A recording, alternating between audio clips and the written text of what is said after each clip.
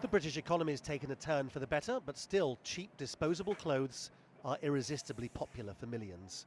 That's at the heart of the tension over pay and conditions for the people who make them. The Rana Plaza disaster placed enormous pressure on the global clothing retailers.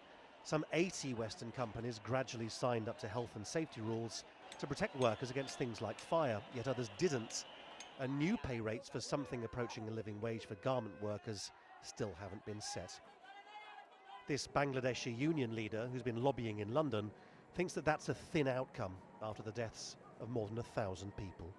It means that they are actually not interested to make a progress for the workers, for the development of the workers. They simply think about their profit. And just as mean-spirited in the view of campaigners is the refusal by several household name multinational chains to offer any compensation at all to people killed or made destitute by the building collapse.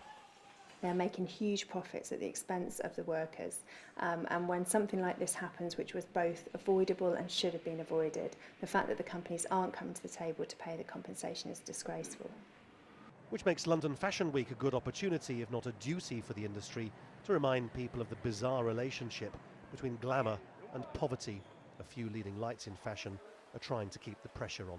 What we've seen over the last 10-15 years is a lot of window dressing from the British High Street, European High Street, where on the website one might say one thing, but actually in practice the design, the buyers, the merchandising teams are doing quite a different thing with their supply chain.